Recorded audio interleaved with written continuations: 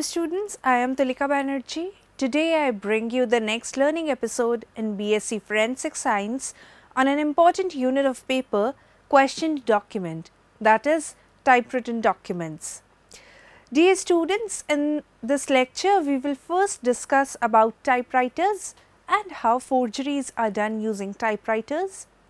In addition to it, you will also study about the system of typewriters and their individuality. Students, because typewritten documents are also forged, so with this in mind, we will study about how analysis of typewritten documents is carried out. We will wind up this lecture by studying about electronic typewriters and a conclusion. Let us have a look at the modules which we are going to learn today. Module 1 is regarding typewriters, their introduction. Module 2 is regarding system of typewriters. Module 3 is regarding typewriters and their individuality. Module 4 is regarding analysis of typewriting. Module 5 is regarding electronic typewriters, and the last module, which is module number 6, is that of conclusion.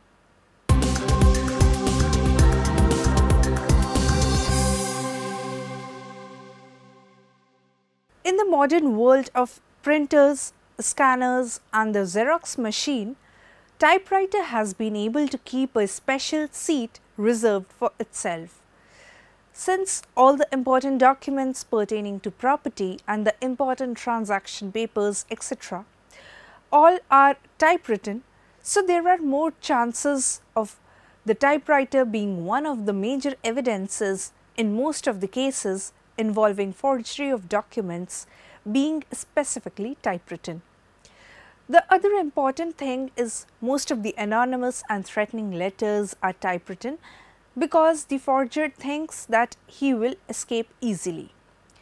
Many forger and culprits are unaware of this fact that typewritten documents do have some individualizing characteristics like the other documents, and due to this fact, most people think that the typewriters, even of different companies, produces the same specific imprints or same fonts and are much uniform, such that any page can be replaced by document written with any of the typewriters.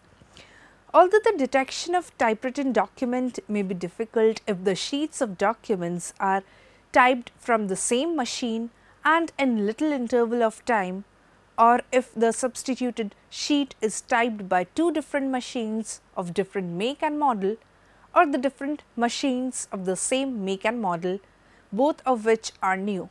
The differences in the slant, spacing and nature of the adjustment of two particular letters and the broken part of any letter makes the identification a matter of certainty.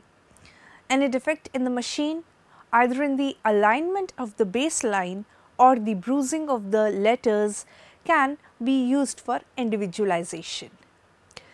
There are a number of frauds which can take place by using typewriters, and most of the cases are related to property. The questions which are asked during the examination of these documents vary from person to person, and some of these queries are: if a particular matter has been typed by the same machine or some different machine, if the date and figures or words and sentences have been altered, whether the sheets of the document are written continuously in one sitting or in different dates, if the additions, alterations and interlineations are made at the same time or at different dates, whether the matter was written by the particular machine or by the machine of the same date, number and model, whether the matter was typed by a particular operator or not. Dear students, moving on to our second subsequent module, which is regarding system of typewriter. There are generally three methods in typewriting. First is the sight system. The sight system is generally self-taught method in which one or two fingers that is the four fingers of both the hands, are used by the operator. It is the oldest form of typing system when the first typewriter was invented, done by looking at the keyboard and the material that is to be typed by the typist. The typist reads a few words from the matter to be typed, then looks at the keyboard to type the same material and goes on repeating this process. High speed is not attained while typing through this manner. The second system is the hunt and peck system. In this method of typewriting, the speed remains dull and the reproduction is of lower quality. The attention of the operator remains fixed on the keyboard. This system is generally utilized by the non-professional typists. In anonymous letter, it is found that even a skilled typist descends to the system by disguise the habitual output. The third system is that of the touch system. In this system, the work produced is of higher quality and gracefulness and is called as the touch system. The touch system of typing was introduced by an American typist, Mr. Charles McGrinn. The operation of keys is through sense of location and not by sight. In this system, the attention of the operator is concentrated at the subject matter and very much accuracy, smoothness and speed are produced, as the touch typist does not use his sense of sight to find the keys, as he knows their location on the keyboard through muscle memory. By this system, the operator succeeds in bringing out uniformity of impression and finish of superior quality.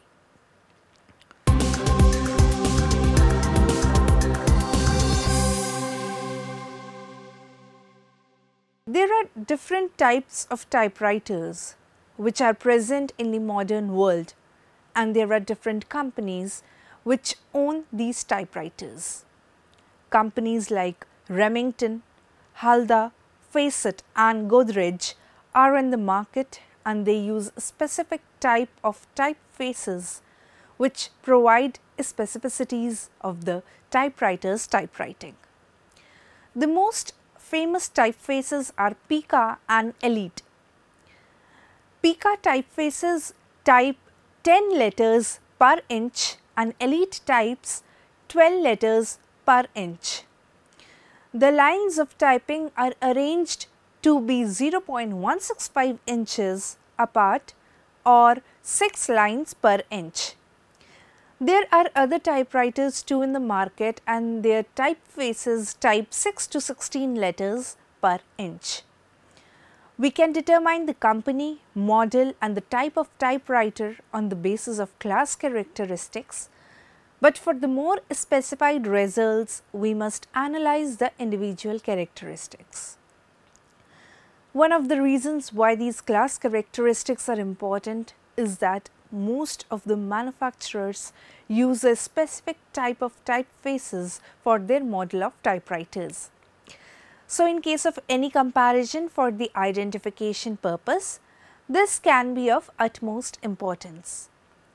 The other thing that an examiner should always keep in his or her mind, that when a typewriter is used regularly, there is some wear and tear which takes place in the typewriter, especially in the typefaces, and which provides with the development of individual features or individual characteristics of the typewriter. There may be misalignment of any letter, or there may be double punching of any letter. All these features should be noted and analyzed carefully. As there are individual characteristics in the handwriting of a person, similarly there are individual characteristics in the typewriter too. So, as there is a protocol to analyze the handwriting of a person, similarly there is a protocol to analyze the typewriting of a typewriter, which is mainly dependent on the typeface defects of the typewriter. even if the typewriters are of the same model and make, then also it is possible to distinguish one from the other. Because when a typewriter is used for a regular period of time, it develops some peculiar features which can be used for its identification and individuality. The individual irregularities produced cannot be the same in every typewriter, even if it is handled by the same person, because the way it is handled by different persons may be different and thus will produce different features which will make an examiner to positively distinguish the typewriting or one typewriter from the other. The distinguishing marks of gradual deterioration and the distinctive character of writing helps in identifying one certain machine from all other machines. Some of the important characteristics which should be mentioned for analyzing the typewriter includes size. Let us first discuss about size. The size of the typed letters is dependent upon the typeface in use and the height of the letter along with the width of the letters regulates the line to line spacing of the typewriter machine. The typeface produces a specific style, design and the space between letters. So, if these characteristics pertaining to the size of typewriting are studied, then they will aid to the individualization process of the typewriter. The next one is the style. There are many styles which are available in different typewriters and are characterized by the typeface. The most famous of these styles are Pica and Elite. There are other styles too like Gothic, Roman and Victorian. The style of the typeface can prove many facts including the date of the documents, since these typefaces have a significant date. That is, different typefaces have been launched in different years. So, if we say that a document is written in the year 1908 and the style in which it has been typewritten corresponds to the typeface developed in the year 1988, then it can be easily said that the culprit is trying to mislead or trying to do fraud by the use of that document. The third parameter is the slant.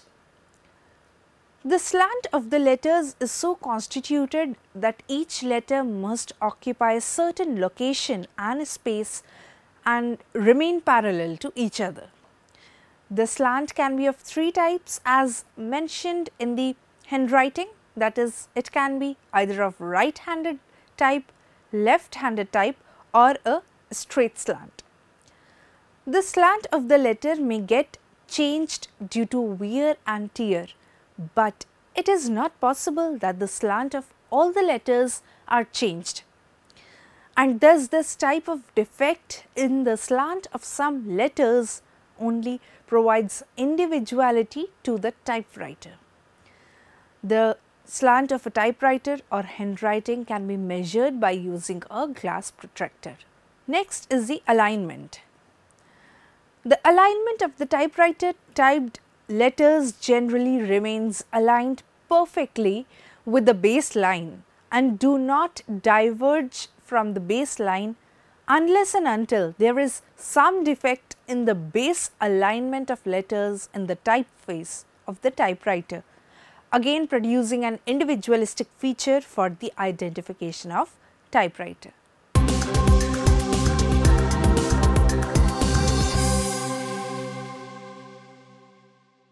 Determination of the date of typewritten document. A fraudulent document is usually dated back to some selected time. A typewritten document bearing a date 30 years before the time when it could have been written. To show that a document could not have been written on the date it bears is usually sufficient proof of forgery. It is of much importance that the typewriters of various types are not manufactured before a particular date and year.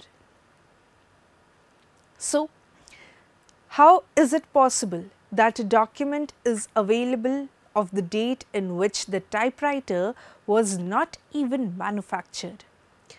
It is common knowledge that the typewriters of various kinds were not manufactured before certain dates, but it is not so well known that changes and improvements are constantly being made in the various kinds of machines in use, any one of which may prove conclusively that a document could not have been written until after a certain date.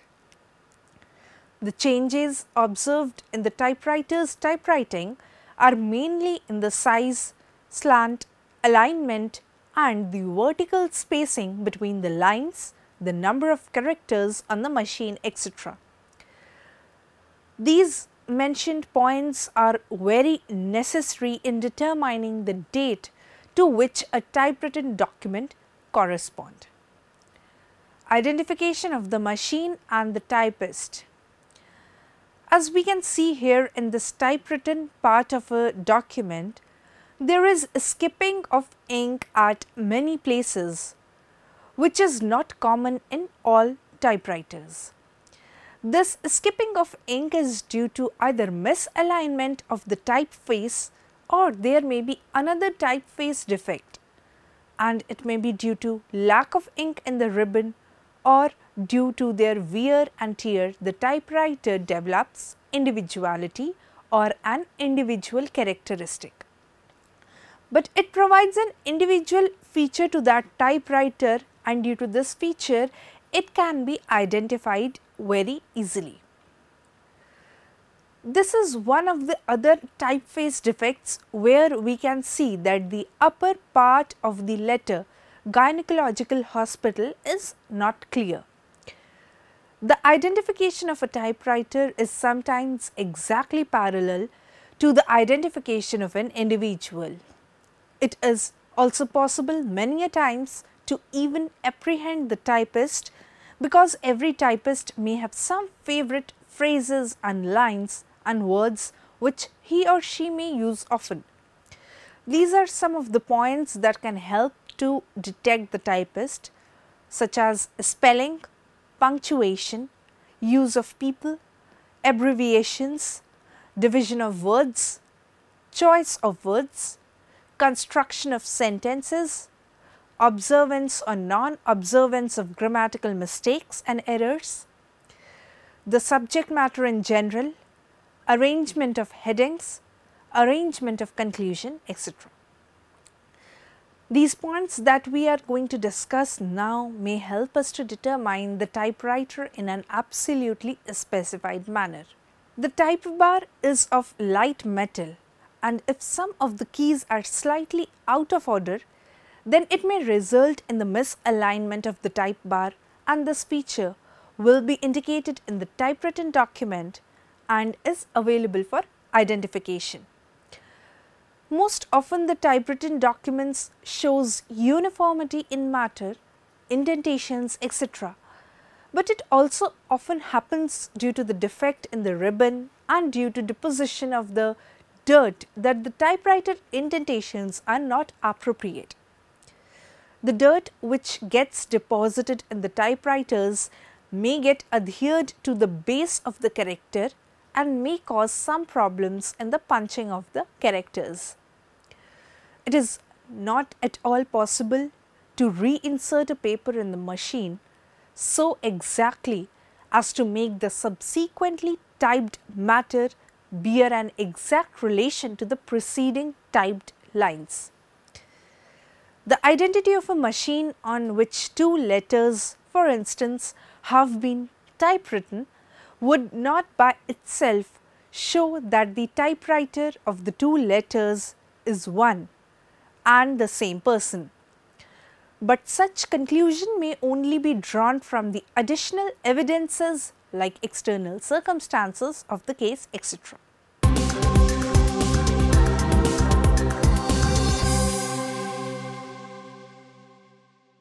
The final major development of the typewriter was the electronic typewriter.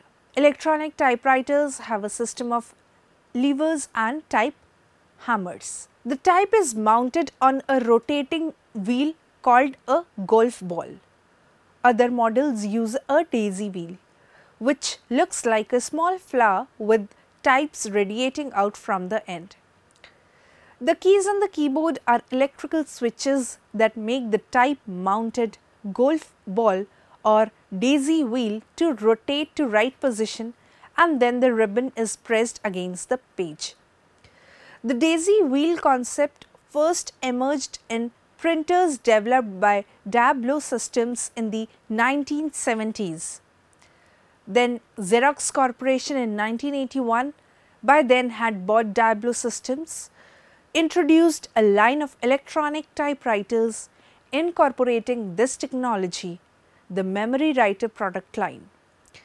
For a time, these products were quite successful as their daisy wheel mechanism was much simpler and cheaper than either type bar or the Selectric mechanisms, and their electronic memory and display allowed the user to easily see errors and correct them before they were actually printed.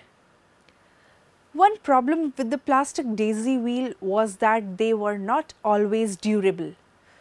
To solve this problem, more durable metal daisy wheels were made available, but at a slightly higher price. These and similar electronic typewriters were in essence dedicated word processors with either single line LCD displays or multi-line CRT displays, built-in line editors in ROM, a spelling and a grammar check, a few kilobytes of internal RAM and optional cartridge, magnetic card or diskette external memory storage devices for storing text and even document formats. Text could be entered a line or paragraph at a time and edited using the display and built-in software tools before being committed to paper. Unlike the Selectrics and earlier models, these really were electronic and relied on integrated circuits and multiple electromechanical components. These typewriters were sometimes called display typewriters, dedicated word processors or word processing typewriters, though the latter term was also frequently applied to less sophisticated machines that featured only a tiny, sometimes just single row display.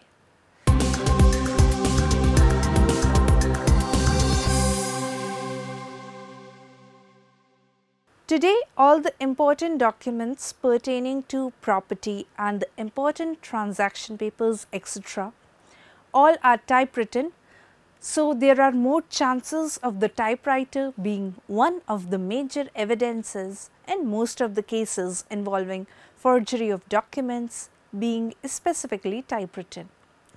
The other important thing is most of the anonymous and threatening letters are typewritten because the forger thinks that he will escape easily. But the typewritten document contains certain characteristics which, when studied, can link the document with the machine by which it has been typed. The typist can also be detected by concentrating on some points such as the spelling, punctuation, use of people, abbreviations, etc. Dear students, with this module of conclusion, our chapter comes to an end. I hope you all have enjoyed this chapter and gained valuable information regarding typewritten documents. I am sure you all have understood the central idea behind this module. Do keep in mind what we discussed today. I'll be back with one more lecture in this series. If you want to learn more and enhance your knowledge, you may log on to our website www.cec.nic.in for MCQ, quizzes, LORs, etc. Make sure you revise the modules frequently so that you master the topic well and take up the exercises. Thank you for your time today. I'll see you in the next lecture. Keep learning, work hard and do revise the chapter. Goodbye.